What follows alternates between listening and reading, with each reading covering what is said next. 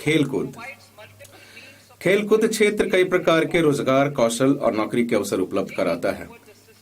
खेलो India कार्यक्रम के माध्यम से चल रहे खेलकूद से जुड़ी प्रतिभाओं के सुव्यवस्थित विकास के प्रयासों को आगे बढ़ाते हुए मैं अगले दशक में खेलकूद के क्षेत्र में बदलाव लाने के लिए खेलो इंडिया मिशन शुरू करने का प्रस्ताव करती हूं। यह मिशन निम्नलिखित सुविधाएं प्रदान करेगा: प्रशिक्षण केंद्रों द्वारा समर्थित आधारभूत, माध्यमिक और एलिट स्तरों पर एकीकृत प्रतिभा विकास पाथवे। ख, कोच और सहायक कर्मचारियों का व्यवस्थित तरीके से विकास। ग, खेल विज्ञान और प्रौद्योगिकी के एकीकरण। घ, खेल संस्कृति को बढ़ावा देने और प्लेटफॉर्म उपलब्ध कराने के लिए प्रतिस्पर्धा और लीग का आयोजन। और अंग, प्रशिक्षण और प्रतिस्पर्धा के लिए खेल अवसंरचना का विकास।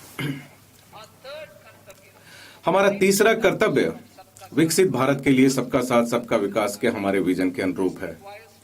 इसके लिए निम्नलिखित के लिए लक्षित प्रयास किए जाने अपेक्षित हैं: छोटे और सीमांत किसानों पर विशेष ध्यान देते हुए उत्पादकता और उद्यमशीलता बढ़ाकर किसानों की आय में वृद्धि करना।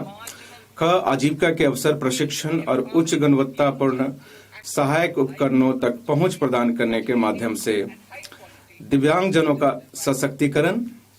ग, मानसिक स्वास्थ्य और ट्रॉमा केयर तक पहुंच सुनिश्चित करने के लिए कमजोर समूहों का सशक्तिकरण। घ, विकास और रोजगार के अवसरों में तेजी लाकर पूर्वोदय राज्यों और पूर्वोत्तर क्षेत्र पर ध्यान केंद्रित करना। मत्स्य पालन, हम निम्नलिखित पहलों की शुरुआत करेंगे: 500 जलाशयों और अमृत सरोवरों के लिए एकीकृत विकास। दूसरा है तटवर्ती क्षेत्रों में मत्स्य मूल्य श्रृंखला को सुदृढ़ करना और स्टार्टअप एवं मत्स्य पालक किसान उत्पादक संगठनों सहित महिला प्रेरित समूहों को बाजार से जोड़ना। पशुपालन, ग्रामीण और शहर के आसपास के क्षेत्रों में गुणवत्तापरक रोजगार अवसर प्रदान करने के लिए हम उद्यमिता विकास में पशुपालन क्षेत्र को निम्नलिखित माध्यमों से सहायता प्रदान करेंगे: क, ऋण आधारित सब्सिडी कार्यक्रम। ख, पशुधन उद्यमों का संवर्धन और उनका आधुनिकीकरण।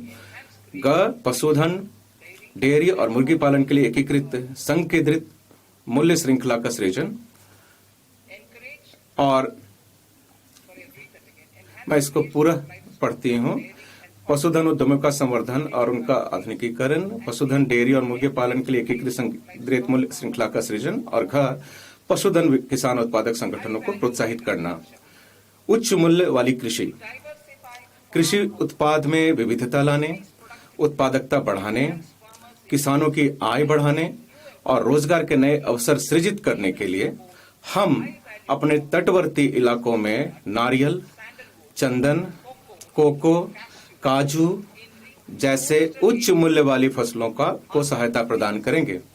पूर्वोत्तर में अगर के पेड़ों और हमारे पर्वतीय क्षेत्रों में बादाम, अखरोट और खुमानी जैसे गिरीदार फलों को भी सहायता प्रदान करेंगे।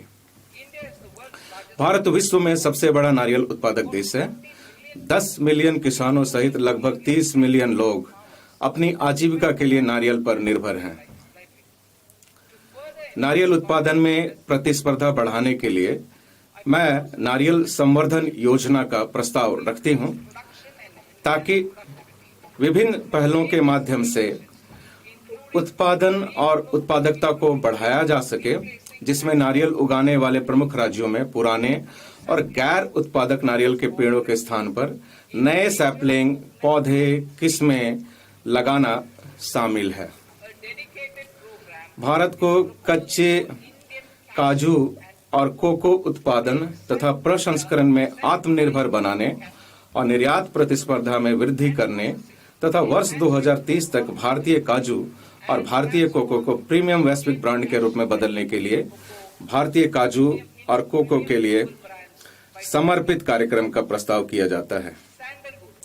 चंदन की लकड़ी भारत की सामाजिक और सांस्कृतिक विरासत से घनिष्ठता से जुड़ी हुई है। भारतीय चंदन लकड़ी के परितंत्र की गरिमा को पुनर्स्थापित करने हेतु इसके विशेष रूप से उत्पादन और कटाई उपरांत प्रसंस्करण को प्रोत्साहित करने के लिए हमारी सरकार राज्य सरकारों के साथ मिलकर काम करेगी।